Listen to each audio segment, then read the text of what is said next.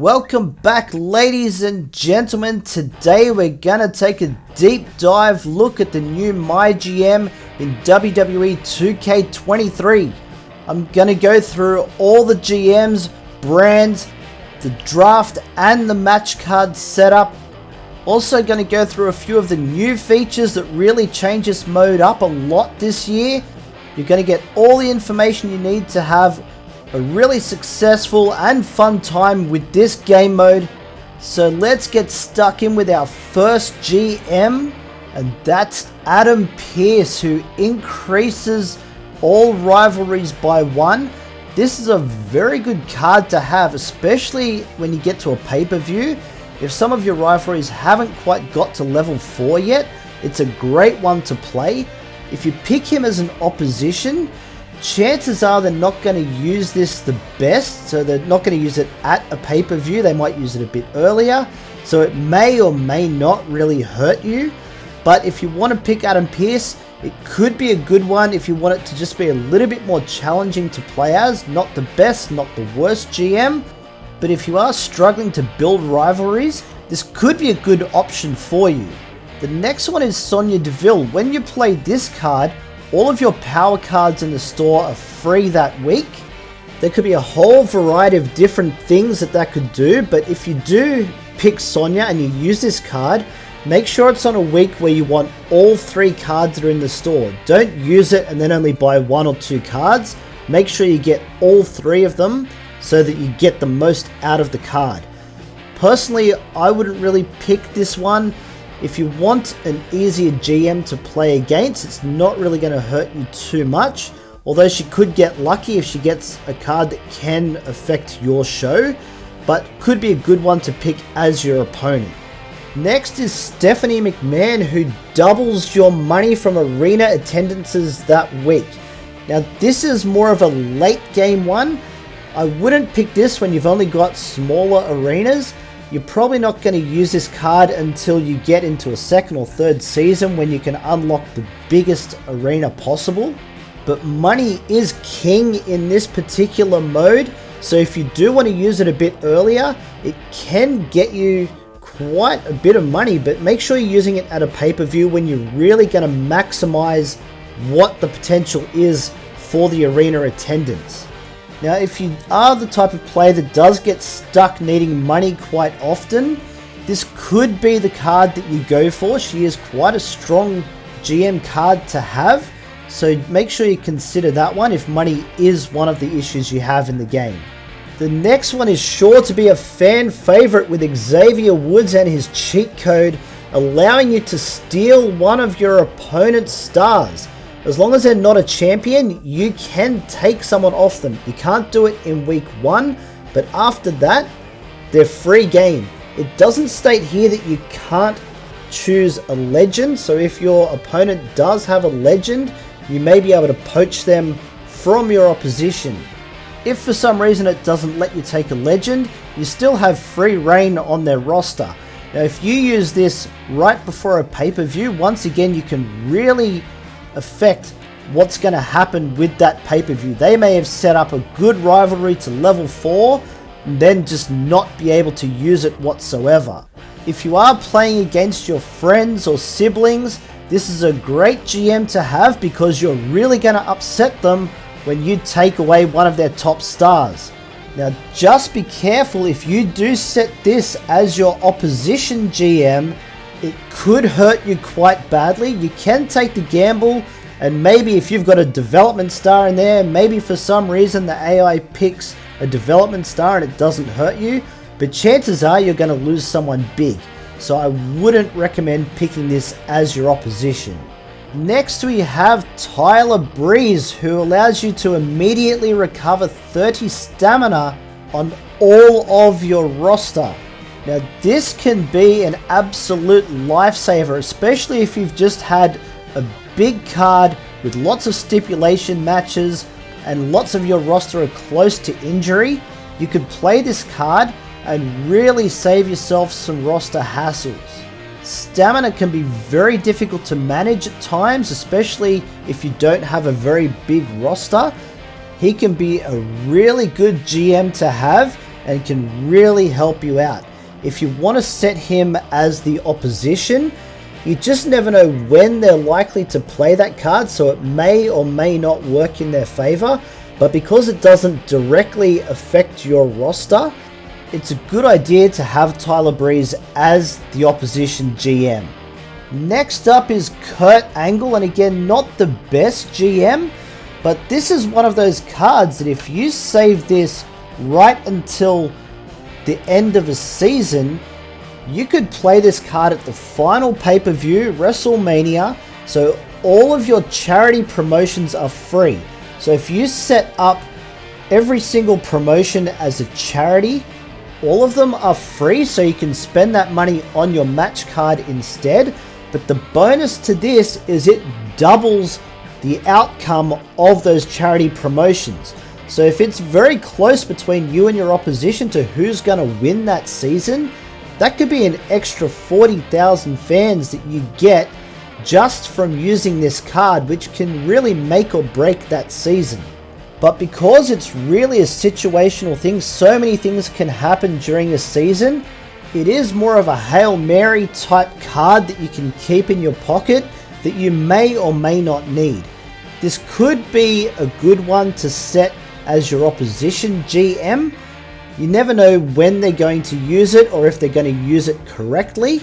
So there is a chance that it could hurt you, but there is also a chance that they use it and don't even have that many promotions or don't use a lot of charity promotions that week.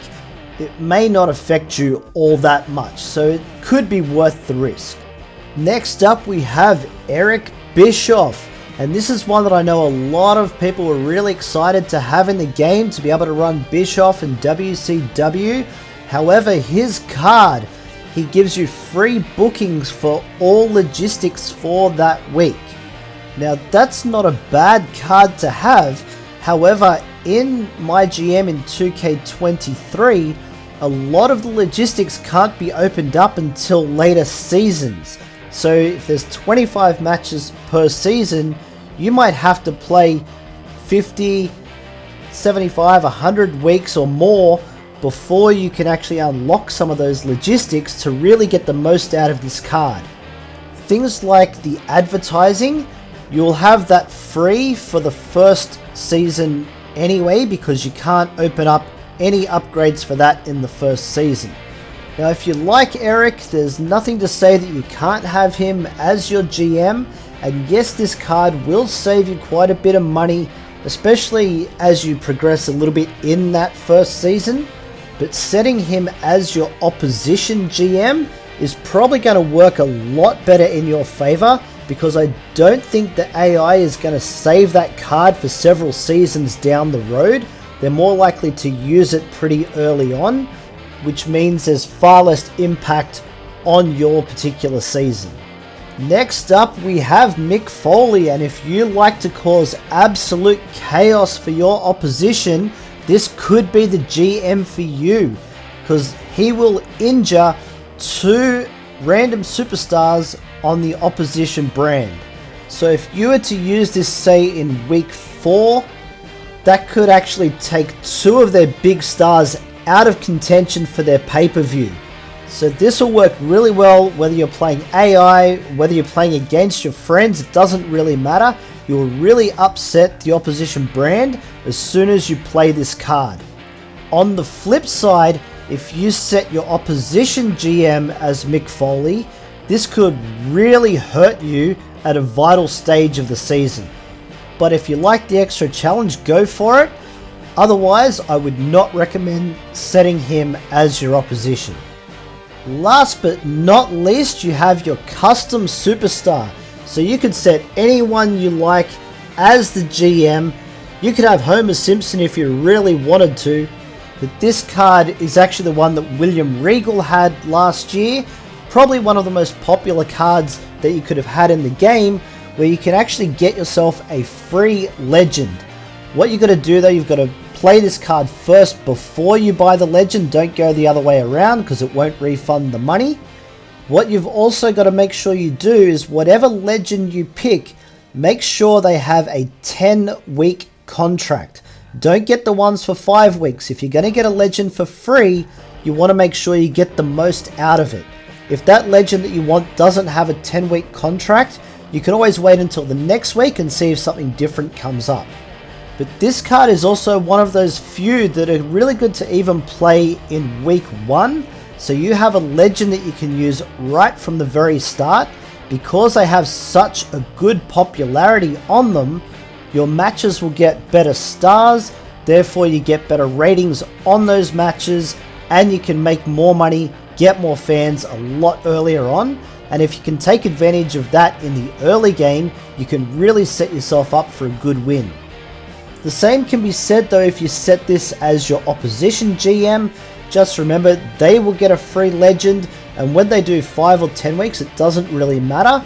Their matches could really set you back by getting a lot more fans on their side. Now we move on to the brands, and one of the best ones as a beginner is definitely SmackDown. Given that you're probably going to have between 10 and 12 stars on your roster at the beginning, 6 of them are going to get a boost of 6 points to their popularity when you play this card. This is something that I would generally play in the first week, so that way you get the maximum out of your matches from the very start of the season. Popularity is one thing that can really boost the star rating of your matches, so SmackDown is definitely one of the better brands that you can have just in regards to the card that it gives you. Then we have Raw, and yes, ladies and gentlemen, Raw is war. You can force 3 stars to not participate the following week. Again, another really powerful card that you can use the week before a pay-per-view, so that way when they get to their pay-per-view, they may not even be able to fill their card.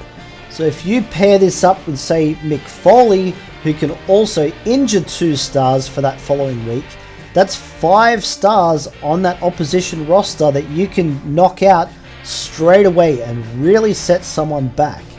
You can use them early in the season, you can use them a little bit later and really get some maximum impact a little bit further down the road. You may even have some other cards like Vito Champ or Vito Star along the way, and you can really send a lot of people packing on that opposition brand for their next show.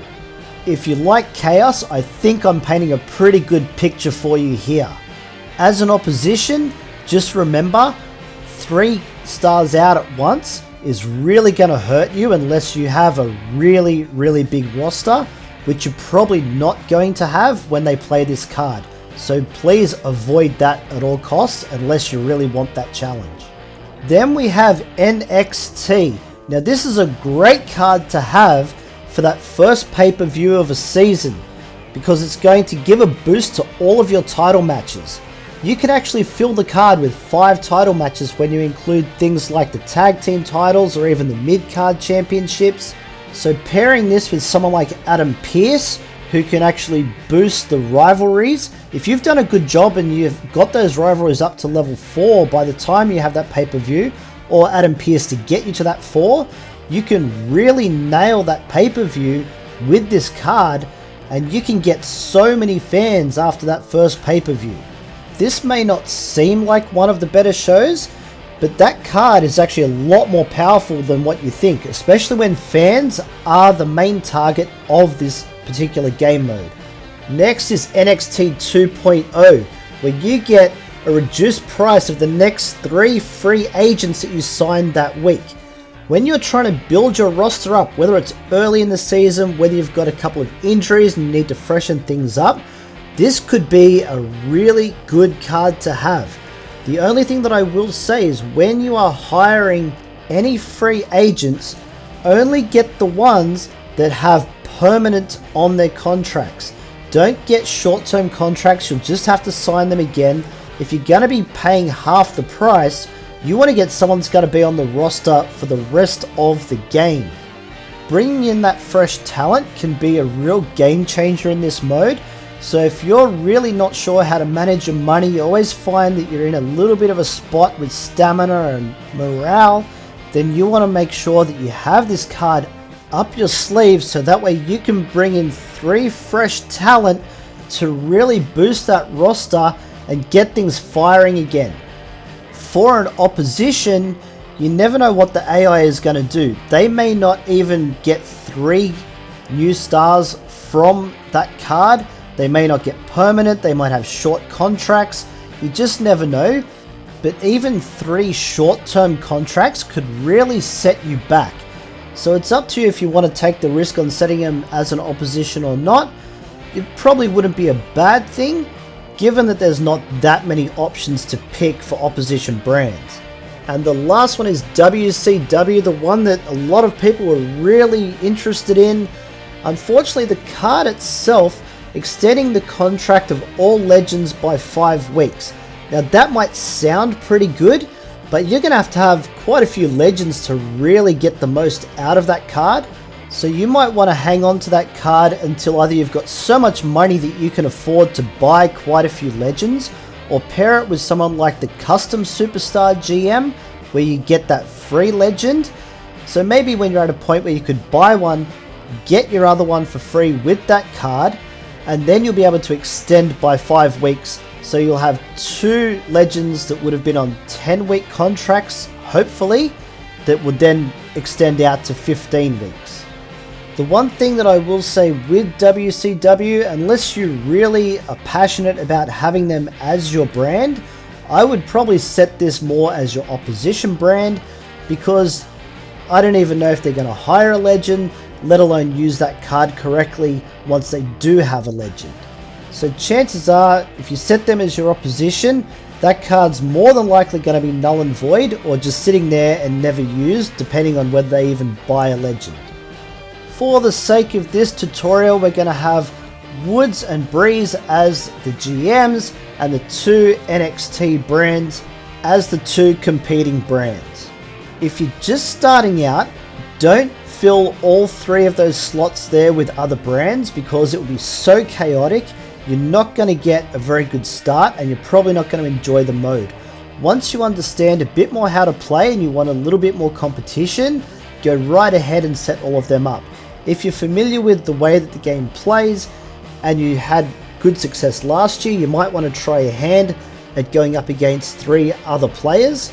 But if you're just starting out, you're going to cause yourself a lot of pain and you're probably not going to have a lot of fun. So just go with 1 just to start with. Now on to some of the settings. There are a few new things here. Obviously AI difficulty is just how smart the AI is. Game difficulty will change how many matches you have each week. It can also change how fast stamina is used, how quickly morale can drop, things like that. So setting it on normal is probably the best, depending on how much of a challenge you want. AI difficulty, once you get the hang of the game, you can put it on hard. It will be a little bit more challenging, but if you know the basics, you're still going to be quite competitive, and it's just going to keep pushing you the whole way through without there being a big gap in between that can happen if you make it too easy. The starting budget, you can increase that. So if you wanted an extra $500,000 to start off with your draft, that can be really helpful. So I would advise doing that, simply because it adds a little bit more fun to the game. You might be able to get a couple of extra wrestlers that you weren't able to get before, or even have a better starting budget that you wouldn't normally have. Player order really only matters if you're playing against friends. It can just shake things up, so it's not the same people having the first turn, second turn, third turn every week. It'll change things up. Shake-ups you do want to keep on, because after every pay-per-view you get a selection of cards where you can pick one of them, and there can be some really cool advantages that might lead either up to the next pay-per-view. Sometimes they can last for the entire season and give you different buffs and advantages that you can really use to get ahead of the game. As far as the draft pool is concerned, this is something that you can play around with. Say for example, you didn't want The Undertaker to be in the Legends category, you wanted him to be an active member of the roster, you can swap that around so that you can select him from the draft right from the start, just as an example. So if you wanted to, go in there, have a play around. You can put your custom superstars into the roster, all that sort of thing, so you can have a lot of fun with that. The auto draft I would leave off unless you just want that extra challenge. If you are playing against friends and you don't want people taking forever, you can just say, you know what, we're going to leave the auto draft on, and whatever we get is what we start with. Might just be a fun little thing to play around with if you really want to go down that track. Otherwise, leave it off. You can select who you want. Now on to the draft, the part you've probably all been waiting for. The idea for the draft is to really set up your roster for rivalries. And the other part to that is the star power. So to kick things off, I would choose someone like John Cena, not only because they're the most popular, but because I can set up some really good rivalries with this. As you can see here, Cena is a bruiser and a babyface. So what I want to do is get two of the same, so two bruisers, two baby faces. So Drew McIntyre fits well into that. I'm going to start with the men first. Now we look at their rivals. So what we're going to be looking for is a fighter, because bruisers and fighters pair perfectly together. As you can see on the right hand side, they glow green, so you can see who they match against. So Finn Balor fits into there. I'll need another heel fighter, and the idea behind this is once that first rivalry is finished, so say I pair Drew up against Finn and John up against, let's have a look here, MVP is the most popular heel fighter, so that's who we'll throw in there. Once those rivalries finish, all you do then is swap Finn and MVP around, and you can start a new perfect rivalry. Then it's really just rinse and repeat after that. Down the track you can get more stars involved with those fighter bruiser matchups that you can mix in there, so you're not doing the same thing over and over again, because that does get a little bit boring. But once we've got the 4 male, then we do the same thing with the females. Once you've got those 8 main competitors there, so the 4 male, 4 female, you can fill in the rest of the roster with some of the lower cost stars, so that way you can fill out your roster without spending your entire budget. Just always be thinking rivalries. So you've got your fighter bruiser matchup, then you've also got giant versus cruiser. So if you do have those combinations, again try and get say 2 heel giants, 2 babyface cruisers, so that way you can swap those rivalries around. And that way you just keep those rivalries going. You can always be setting something up, so you're getting better star quality matches.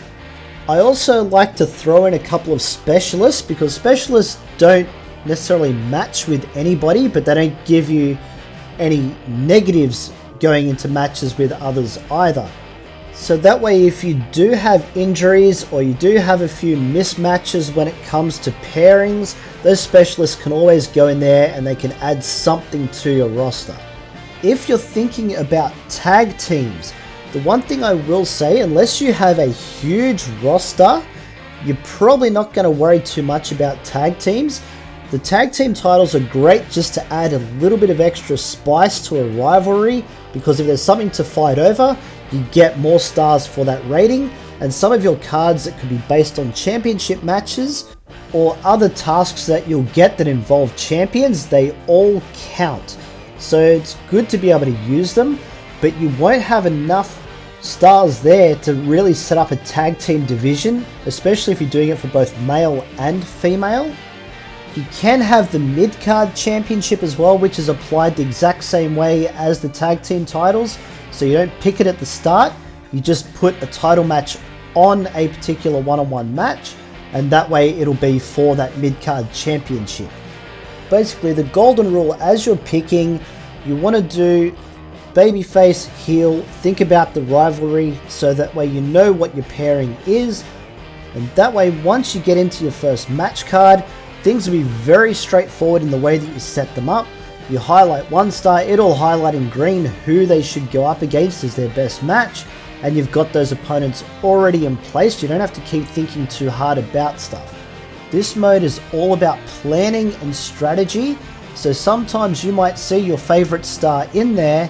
It might not be a good idea to pick them, either because of their price, who they match up against, whether heel or babyface. They might not fit in with your plans.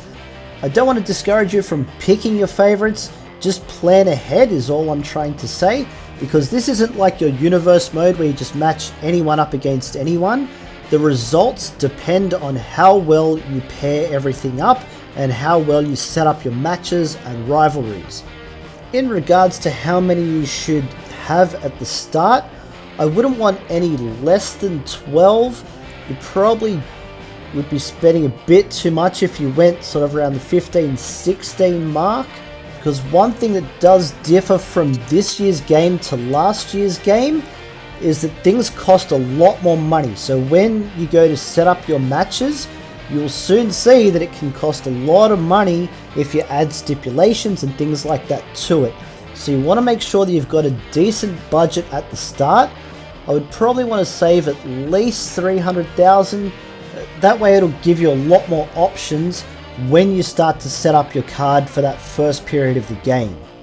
Now once everyone's got all of their picks done, it's time to go and have a look at that first card of the year.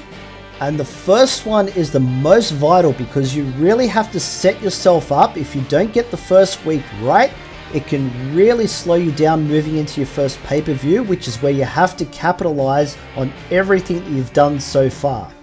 There are also a lot of progression rewards this year, so the faster you can get them, the more advantages that you can get as well. Now we've got to move on to selecting our first champions. What is going to happen when you select your champion, it's going to add 10 to their popularity. So you don't necessarily have to pick the most popular star to give the belt to.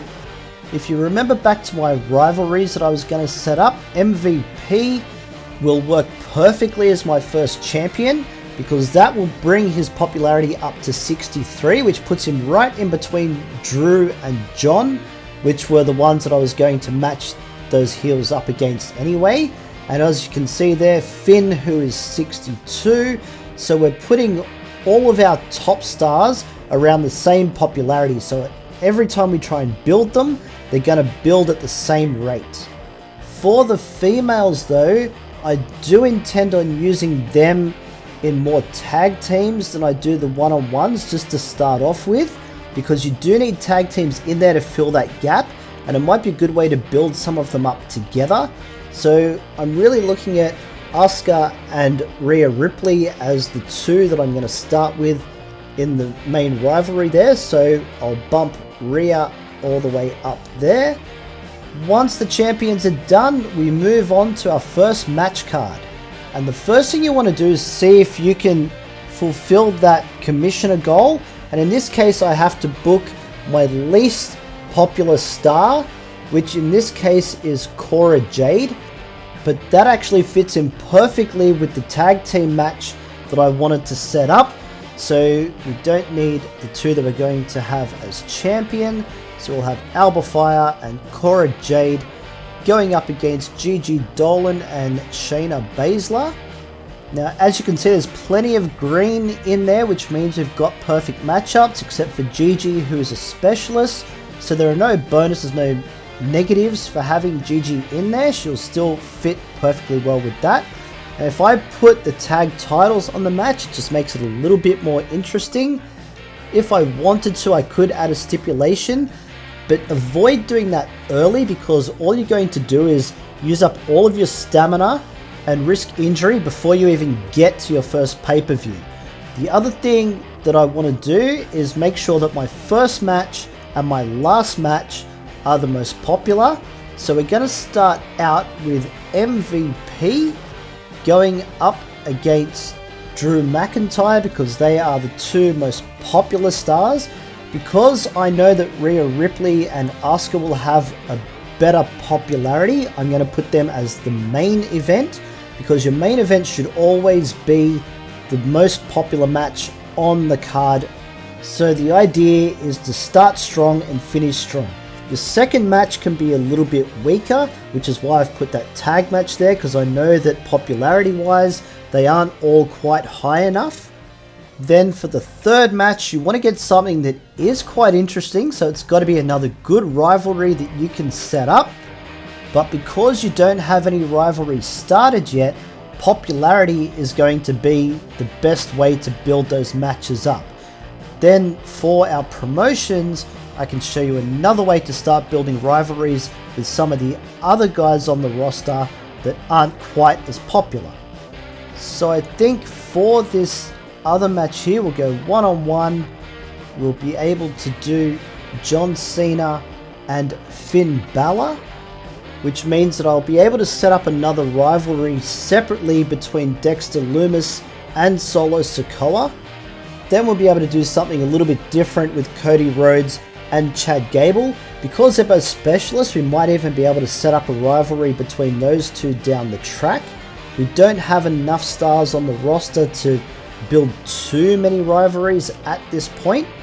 So what we're going to do here, we'll do a call out. Now when you do a call out, you see where it has the promo skills. Okay, Dexter Lumis is a 1, Solo is a 3. You don't want to put a 1 as the call out because they will be a lot weaker. So whoever has the best mic skills, you want them to be the ones to do the call out. Now our other ones here, we can just have a self-promo. Self-promos are really good because they can build the popularity of a star even when they're not in a match. So someone like Cody Rhodes here, already at 59. A self-promo, he's got promo skills of 5. So he's definitely going to get more popular just by putting him on the microphone. And for that last spot, we're going to use that just to try and get a few more fans in the early part of the game. So if we stick that on charity, yes, it does cost you money to set that up, which is why you need a good starting budget. We can put Chad Gable in there. I know it's only a 2, but it'll still work for what we need it to do. I actually would have thought he'd be better on the microphone than a 2, but that's not what the game says, so we're just going to run with it for now. That's our first card all set up nicely. We should get a few rivalries out of that. But before you start the show, you should get into a good habit of going into your logistics. Now obviously the first week, everything's free, you can't upgrade anything. But as you can upgrade things, you'll have to buy them, then book them. If you can upgrade. You always want to be booking the best logistics that you can possibly book each week. It will get you more fans in the door, earns you more money, gets you bigger TV ratings so you get more fans, and that's the whole point of it. So the biggest that you can book is what you want to do. You also want to have a look at your power cards, just see if there is anything that you've got there that you're going to be able to use. Whether it's in the first week, some cards are more strategic early on than others, but you also want to be able to see if there's anything in there that you can buy that you can use either now or down the road.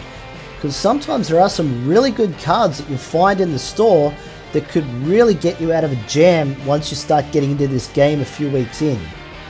Once you've done that, you're ready to start your first show. Confirm the booking and let's see how we went for our first show. That was almost perfect there, as you can see. It's probably matches 2 and 3 could have been swapped around, but other than that, that's a pretty good result for round 1. And we have taken that early lead, which is very important in this mode. Anytime you can get a lead on fans, you take advantage of it. From here, you're pretty much just swapping things around.